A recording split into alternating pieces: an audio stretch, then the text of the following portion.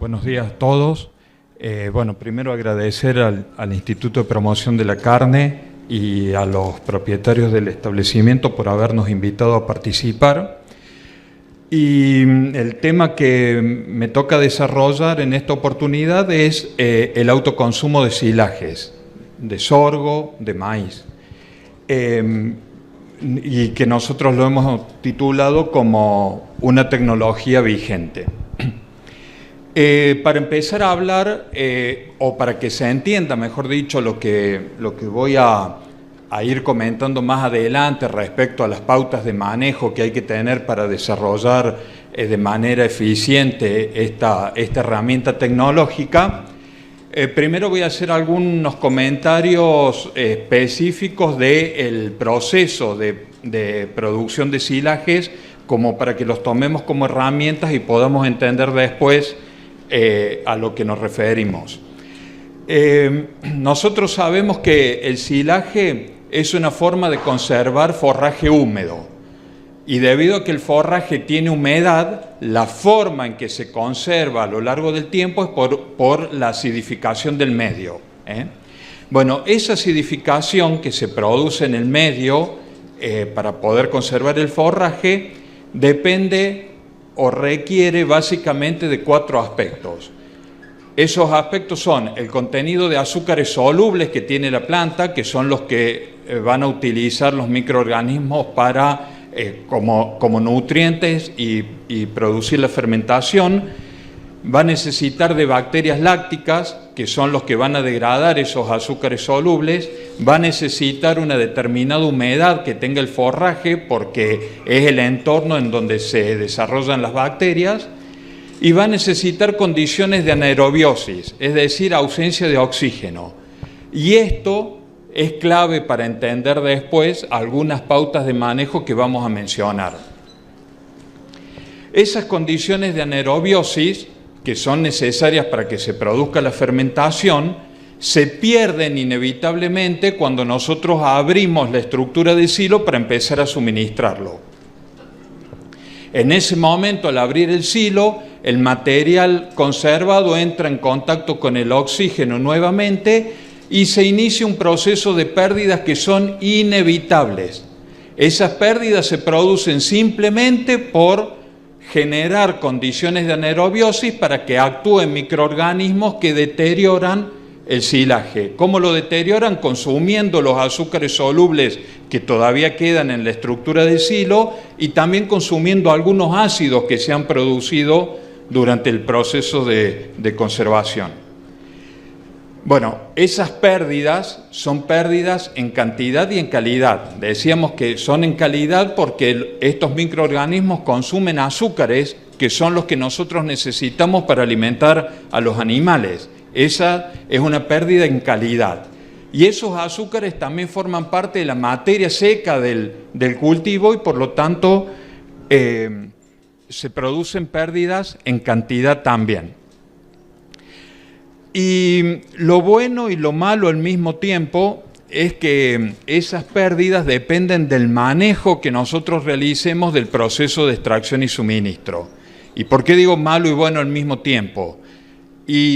Porque como dependen del manejo, si el manejo es bueno, las pérdidas se minimizan.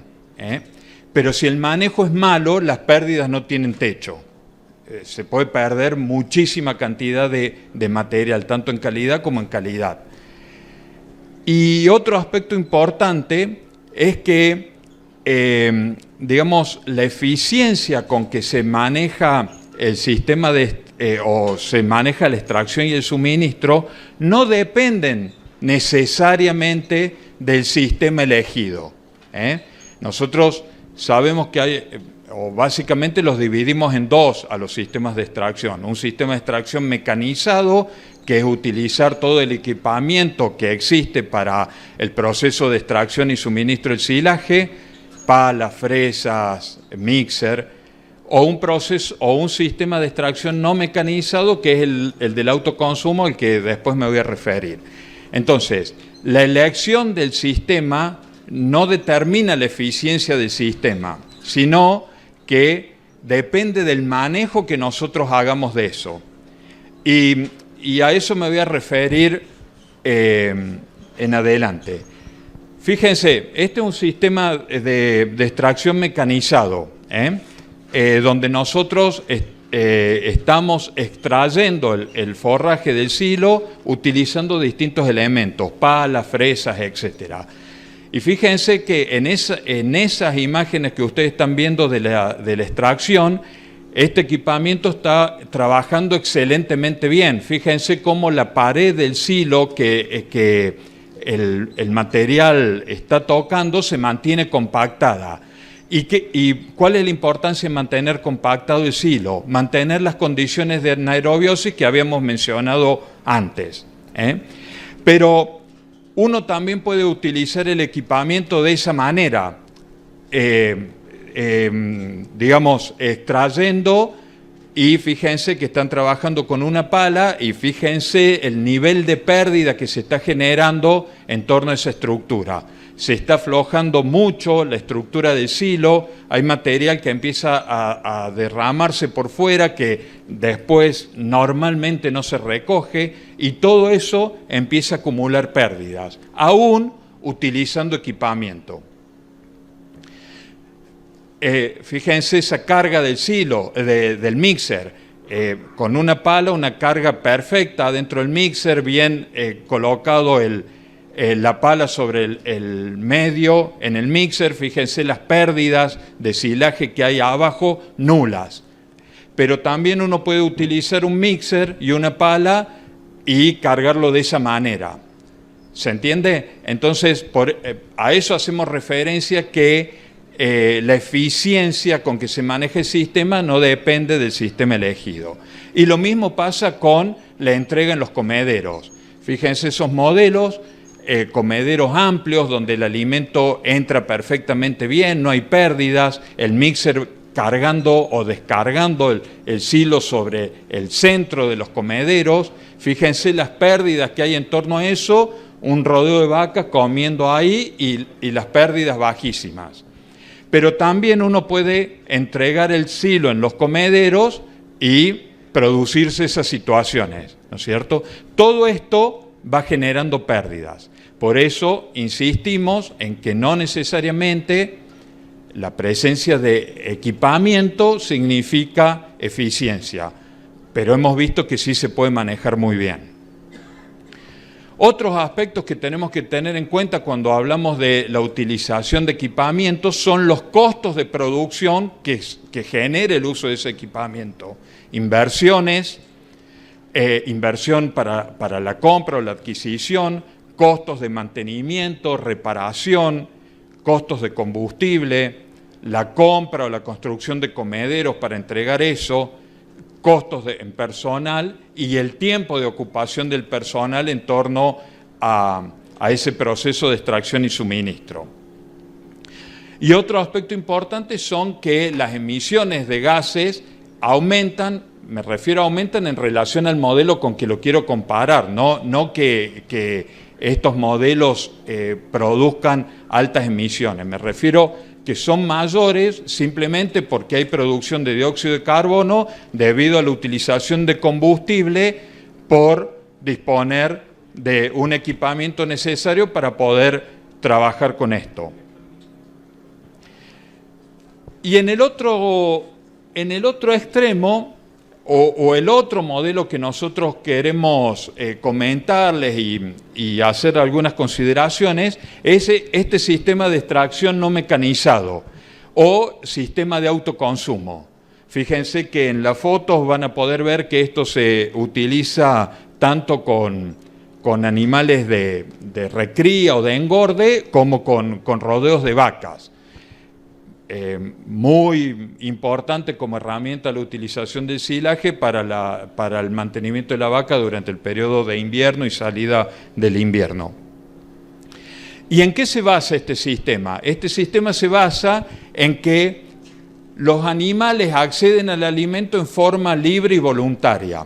Por lo tanto, se elimina todo el equipamiento que uno requiere para realizar la extracción y el suministro porque nosotros permitimos que los animales accedan directamente al silo. Bueno, las ventajas obviamente son los que mencionábamos como desventajas del modelo anterior. Se reducen todos estos costos que implica la disponibilidad de equipamiento. Las emisiones de gases de efecto invernadero son menores en relación a ese modelo porque no se producen emisiones de dióxido de carbono como consecuencia de la combustión. Y acá, igual que en el modelo anterior, la eficiencia pueden ser modelos muy eficientes, pero si se manejan adecuadamente, porque estos modelos también, si se manejan en forma inadecuada, las pérdidas son altísimas. Sigo insistiendo con dejar ese mensaje. El manejo que realizamos del sistema es el que va a determinar la eficiencia con la que trabajamos. Y para mencionar estas eficiencias o el correcto manejo para hacer una buena utilización de estos sistemas, básicamente tenemos que tener en cuenta 7 aspectos que los voy a ir mencionando a lo largo de la presentación y ustedes van a poder ver los ejemplos de un buen manejo versus los ejemplos de un mal manejo de este mismo modelo. Fíjense, la primer pauta que tenemos que tener en cuenta para manejar correctamente estos sistemas es definir un tiempo de permanencia adecuado de los animales en torno a la estructura del silo. Como ustedes pueden ver, no todos los animales pueden acceder al alimento al mismo tiempo. Por lo tanto, si nosotros no le damos tiempo a los animales para que estén en torno a la estructura del silo, hay animales que se quedan sin consumir. Muchas veces la estrategia es darle mediodía autoconsumo, por ejemplo. Y bueno, a lo mejor en ese mediodía no alcanzan a consumir todos los animales y por lo tanto hay animales que se quedan sin alimentarse. Y normalmente esos animales son los que se van a quedar sin alimentar todos los días porque se produce una cuestión de jerarquía en el rodeo y siempre son los mismos los que se quedan así. Por supuesto, esto empieza a generar diferencias importantes de ganancia de peso y el sistema empieza a perder eficiencia. Otro aspecto que tenemos que tener en cuenta es elegir una buena estructura de contención. Nosotros tenemos que permitir que los animales lleguen al silo libremente, pero que solamente lleguen a alimentarse y no que puedan ingresar a la estructura y producir deterioro. Y cuando hablamos de una estructura de contención, fíjense que hay distintos ejemplos de modelos muy simples como un boyero, que después tenemos que ver si es el mejor o no. En la foto de arriba a la izquierda es un campo en Joaquín B. González, en Salta, 1000 vaquillonas de reposición en autoconsumo, todas consumiendo con un hilo de boyero. Pasamos por estructuras intermedias, como esa reja, que es la que nosotros normalmente mencionamos como la más adecuada para hacer este uso, y llegamos a estructuras más complejas como la que están viendo ustedes de color verde a la derecha. Pero elegir una buena estructura de contención, ¿qué significa? Que los animales no puedan ingresar a la estructura del silo y además que los animales no generen pérdidas cuando se alimentan, o sea, que caiga alimento por fuera de la estructura. Fíjense ese ejemplo. Nosotros, la reja verde esta es la que nosotros normalmente recomendamos y fíjense que tiene un chapón en la parte de abajo que genera una contención para evitar que el alimento se derrame. Muchas veces se utiliza la misma bolsa como comedero, digamos, o como pared, pero cuando queda muy expuesta, como en el caso de la foto que les muestro ahí, los animales se acercan a consumir, lo golpean con las patas, y comienzan las pérdidas. Y eso es lo que nosotros tenemos que evitar, porque ese alimento que se derrama es alimento que hay animales que no van a poder consumir. El otro aspecto importante es definir el frente de ataque del silo, es decir, por dónde lo voy a abrir para que los animales comiencen a comer. Y siempre el criterio es abrirlo por digamos, la superficie más pequeña, que quede la superficie expuesta tiene que ser lo más chica posible. Por eso siempre la idea es abrir una bolsa, por ejemplo, por los extremos. Nunca abrir las bolsas como se muestra en las fotos de abajo. ¿Cuál es el criterio en esto? Digamos, es que los animales puedan comer, pueda haber más animales comiendo al mismo tiempo. Pero la base del autoconsumo en realidad es que los animales no necesariamente tienen que comer al mismo tiempo, sino que les tenemos que dar el tiempo a lo largo del día para que puedan consumir. En ese caso, las pérdidas que se producen son muy altas. ¿Por qué? Porque la tasa de extracción es baja. Entonces, el material queda expuesto mucho tiempo al oxígeno y comienzan a producirse pérdidas. Cuando uno ataca al silo de frente, el consumo que generan los animales va generando un avance rápido en la estructura del silo y por lo tanto el material no tiene tiempo a deteriorarse por acción del oxígeno. Siempre los animales encuentran un material fresco para alimentarse. En el caso que haya muchos animales, una opción es, como lo que ven en la foto, es abrir varias bolsas, pero siempre la idea es abrirlo por los extremos. El ajuste de carga. Fíjense lo importante que es definir cuántos animales van a poder consumir en la estructura. Cuando nosotros definimos muchos animales, va a pasar lo que mencionábamos antes. Hay animales que no van a alcanzar a comer, en el día y por lo tanto se van a quedar sin alimentar. Si no hay consumo, no hay producción. Pero las cargas bajas también generan problemas. Fíjense en este caso, la reja es la adecuada, es la que nosotros recomendamos, el ataque del silo es por la cara expuesta más pequeña, por el frente, pero fíjense cómo la carga, al ser tan baja, no sé si alcanzan a ver ese material blanco sobre la pared del silo, son hongos que se están desarrollando. Y eso se debe justamente a que como hay pocos animales, la estructura del silo no avanza sobre el silaje, no avanza rápido, el silo permanece mucho tiempo expuesto al aire y se producen el deterioro. Todo eso implica pérdidas en cantidad y calidad, puede haber desarrollo de micotoxinas también que generan otras complicaciones sanitarias. Entonces, definir la carga es muy importante.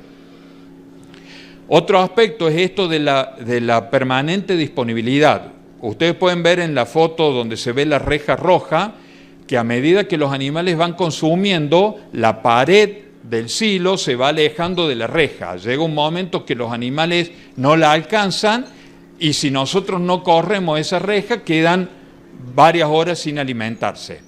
Entonces es importante el control permanente de estos sistemas para mantener la estructura lo más cerca posible de la pared del silo. Nunca hacer lo que se ve en la foto de abajo. O sea, siempre lo ideal es avanzar con la reja sobre la estructura del silo. Nunca traer el silo hacia el extremo de la reja. Ustedes pueden ver ahí que hay 2 o 3 metros entre el extremo de la reja blanca y la pared del silo. Todo ese material ya está removido porque seguramente lo han tenido que arrimar con horquilla, está todo movido, hay oxígeno, empiezan los procesos de deterioro. Nosotros tenemos medido en sistemas así, sobre ese silo que queda removido en la base de la reja, temperaturas hasta de 50, 55 grados, lo que implica que hay actividad biológica y lo que implica que hay deterioro. Otro aspecto importante, proteger las estructuras del silo que no quedan expuestas a los animales para evitar que se produzcan deterioros. normalmente con 2 hilos de boyero a los costados de la bolsa. Otra estrategia es directamente cortar el acceso hacia los costados de la bolsa y que queden solamente disponible el frente. Pero es importante protegerlo porque siempre pasa que hay animales que se acercan a la bolsa, que la pueden romper, y con eso se inician los deterioros que les había mencionado antes. Otro aspecto importante, el balance proteico de las dietas. Ustedes saben que el sorgo y el maíz son cultivos de altísima ensilabilidad, tienen muy buenas características para ser ensilados, y justamente esas características se deben a que tienen poca proteína. Bueno, estos silajes, tanto de sorgo como de maíz, independientemente del material de sorgo que elijamos, y comparados con el maíz también, los niveles de proteína son bajos. Normalmente un promedio podemos estar hablando entre el 6 y el 8% de proteína. Por lo tanto, requieren una corrección proteica de la dieta para poder lograr respuestas animales importantes. Ya está muy medido, está muy claro que si nosotros hacemos una corrección proteica del silo, en realidad el costo del kilogramo de materia seca de alimento aumenta, porque obviamente le estoy poniendo un alimento más caro. Pero el costo del kilo de carne producido disminuye porque mejora la eficiencia de conversión. Al corregir los niveles de proteína, se pueden lograr las máximas ganancias de peso que puedan ofrecer estos materiales, y por lo tanto la eficiencia de conversión, me refiero a alimento consumido o alimento que se debería consumir para producir 1 kilo de carne, bajan. Y por lo tanto el costo del kilo disminuye. Con esto quiero llegar a que la corrección proteica no es un costo, sino que es una inversión para lograr buenos resultados. Y les voy a mostrar, digamos, esos son los aspectos que nosotros deberíamos tener en cuenta para hacer un manejo eficiente. Yo les fui mostrando a la vez las cosas que pueden pasar y que generan pérdidas porque el manejo no es el adecuado. Sigo insistiendo que este modelo, como mencionábamos antes con el mecanizado, también va a tener un resultado positivo o negativo dependiendo del manejo que podamos hacer de él. Y digamos, esto nosotros lo venimos evaluando en la experimental de Manfredi desde el 2004 más o menos. Y tenemos comparaciones con otros modelos, y acá les presento una. Por ejemplo, se compararon 3 modelos, 2 de autoconsumo versus 1 con entrega en mixer. Y los 2 de autoconsumo era la corrección proteica en uno se hacía con pastoreo, horarios de alguna pastura, como alfalfa o como algún verdeo de invierno, versus otro modelo que la corrección proteica se hacía agregando concentrados proteicos en los comederos. Fíjense que esos 3 modelos, las ganancias de peso hay diferencias, pero son buenas en todos los modelos, incluso también hay mejores. ¿Qué quiero decir con esto? Que cualquiera de los modelos elegidos podemos lograr buenas ganancias de peso. Y fíjense un dato importante que es el coeficiente de variación que aparece en la columna final, que es un indicador de cuán homogéneas son las ganancias de peso en la tropa. Y si ustedes pueden ver, el autoconsumo con pasturas tiene prácticamente el mismo coeficiente de variación que la entrega del alimento en mixer. Mientras que el autoconsumo suministrado en comederos tiene un coeficiente de variación de prácticamente el doble. Cuando empezamos a analizar el motivo de esto, en realidad era que estaban mal dimensionados los comederos, no todos los animales podían comer el concentrado proteico, y entonces había animales que completaban la dieta en cantidad y en calidad porque recibían la proteína que necesitaban y otros que no. Eso obviamente generó diferencia de ganancia de peso en el rodeo y eso impactó en el coeficiente de variación. Perfecto. La corrección básicamente es mejorar ese sistema. La conclusión es que los resultados físicos y económicos son muy buenos en cualquiera de los modelos elegidos, por ejemplo en el autoconsumo. Voy a avanzar un poquito.